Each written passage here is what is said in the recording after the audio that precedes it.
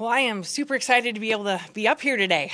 It's awesome. But first, I just want to thank our administration and all the athletic department staff for putting on an awesome tournament this weekend. It was really first class, and there's so much time and energy that goes into that by so many different people. And it's not just that weekend, but it's up until the event actually happens. And we got so many compliments from the teams that were a part of that and how classy it was run. So thank you to all those people. There's so many, I could not thank them all individually. And also thank you for our crowd that came out. You know, over Thanksgiving holiday, you don't really know what kind of support you're going to get, but I think our crowd definitely helped make it a championship-like event as well. So that was awesome. Obviously, I've talked a lot already through different media sources about the weekend, so I won't go into a lot of details, but we had a lot of nice awards throughout the week, individual awards. I'm very excited and happy for those that received those awards, and they're definitely well-deserving. I will tell you the two that mean the most to our program and to even those student athletes that got those individual awards are that regular season championship and the conference tournament championship. And we were able to get one of those, but unfortunately on Saturday, we lost to Illinois State. Illinois State played amazing. I thought they had a great tournament from start to finish, just playing really good volleyball right now. And unfortunately, we were not able to replicate that on Saturday. But for us, that just meant a really, really super long day on Sunday.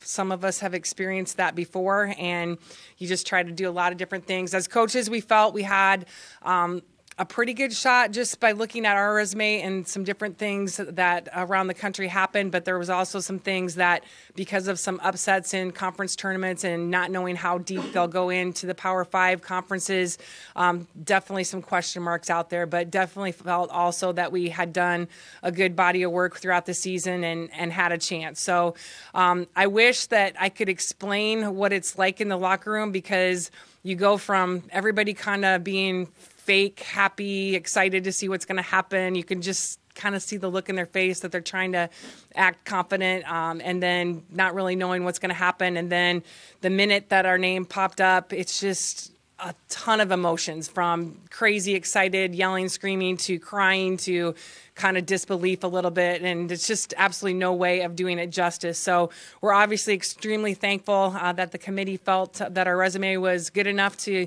get an at-large bid. It's a really hard thing to do when you look at 32 teams that they choose from. So really excited and looking forward to taking advantage of that opportunity, obviously. So we have a tough team in Missouri. Obviously, we played them earlier this year. I would say that both of us are very different teams than we were at the beginning of the season. Missouri, to me, is one of the best offensive teams in the country, and statistically, they show that they're third in the country in attack percentage. So what makes them so good offensively is they have two what I would call really special athletes. One happens to be Kylie DeBerg, who's from right here in Hudson. And then they have a middle that's one of the best middles in the country. But after that, everybody else they have could play on anybody's team as well. Just really they're loaded offensively, and you absolutely cannot focus on trying to shut down any one person. Their setter has done a really good job. She's grown a lot throughout the year and really does a nice job of getting her hitters in really good positions. Riley Sense from Grundy Center is their libero. They also have Kenna Sauer, who's from Ankeny, so a lot of Iowa kids on that team, which I think is really neat and special. So we have a lot to do to prepare. I think there's some different things we're going to have to work on this week to try to figure out how to defend. And then obviously we have to work really hard at being sharp offensively, because if you can side out, you're going to hang right in there with any team that you play. Excited about being in Nebraska. It is one of the best championship atmospheres we could ask for. Great facility, great fans. I'm guessing that their fans will even show up for our match at 4:30. They applaud great volleyball. It's not just about their team, but they do a really good job of making everybody feel welcome when there's good volleyball being played. So a really good experience that our kids will get to have this week for sure. Any questions? How big of a difference is it in preparation, not playing until Friday as opposed to having some opening round matches on Thursdays the last couple of years? Yeah, I'm really glad to have that extra time. And part of it is just being able to have, today we'll go really super late. We will be on the court, but just having the opportunity after two matches this weekend to have a day that we can feel good about going late and not have to get in there and start working our defense against Missouri. So I really like that opportunity. And like you said, we've had a lot of Thursdays over the last few years, so it feels really quick. So really happy for that preparation time. And after starting 3-7, really tough non-conference schedule, just how special is it for this group to make it to the NCAA tournament? And maybe what were some of the things that you accomplished that you think really helped that resume to get an at-large? I think, the biggest thing is when you look at our resume, the things that stand out is, this year was the first year in a while we haven't had a top 25 win, but we were 2-2 in top 50 wins. I think we were 5-0 in top 100 wins.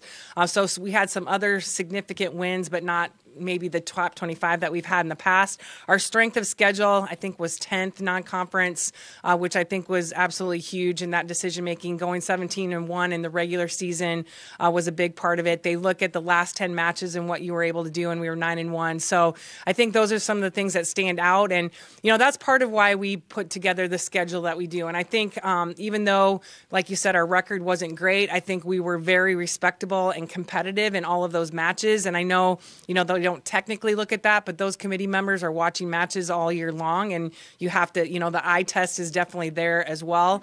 So you have to know that that's probably part of it in the consideration as well, especially when you get to those bubble teams and you're trying to figure out different ways to have people in and out.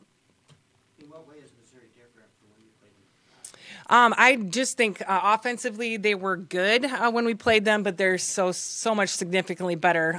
Their right side was okay. She got pulled when we played them. She's amazing right now. We just got done watching them play LSU, and I just watched the first set, and I think she was 8 for 9 in kills, and it's not easy kills. They're just, she's putting the ball away. So I just think they have so many more offensive weapons. So we kind of focused on Kylie a lot and had some success, but there's no way we can just focus on one or two kids right now. They're all doing really well. Their middles, I think, have just the connection with the setter. They have a young setter, so their connection throughout the year has just gotten a lot better. So they're running a really fast tempo with their middles right now as well. Good to see a former Panther in the tournament at Kennesaw State. Amy Hell is an assistant coach. What do you think about that draw that the Owls have? Yeah, I'm so excited that they made it, and they won it through their tournament. They weren't picked first, so just I've been texting her a lot. I'm just wondering what this experience is like for her on the other side, the coaching side, not the player side, the student athlete side. So it's been a lot of fun. They're really excited. I asked her what the scouting report was for Western Kentucky. She had it all laid out for me, so they're ready to go and ready to give it a whirl for sure. I know this is kind of hypothetical, but win or lose Saturday in that championship match, do you think this would have, it looks like the way you were bracketed, it may have turned out this way anyway going to Nebraska, or do you think it would have been a different route? I think it's exactly the route that would have happened whether we won or lost on Saturday. It was just a matter of, I think, getting in. And then once you get in, your RPI and all those different things. And I know there's a lot of things to be considered, but I think this is exactly what we probably would have happened whether we won or lost on Saturday. Defensively, what you look at as the keys to slowing down their strong offense, obviously coming off a tough one against Illinois State. I think we have to do a lot better job of being able to defend one-on-one, and I think Illinois State was a great example of what we need to do better because they passed really well, and we were one-on-one a lot against Illinois State, and we really were not effective. And they're going to have hitters like Kaylee Martin in all positions. So I think a big part of that is just getting a little bit more gritty on defense, getting our kids to take a little bit more risk when we were one-on-one as far as blocking. I think we were just going up and showing exactly what we were taking away. And if you do that against any of the top teams in the country, they're going to eat that alive. So we have to do a better job of being non-predictable with our blocking, knowing that sometimes we're not going to make the right choice, but we have a lot better shot of getting touches if we're not just going up and showing what we're taking away and then stepping in and defending.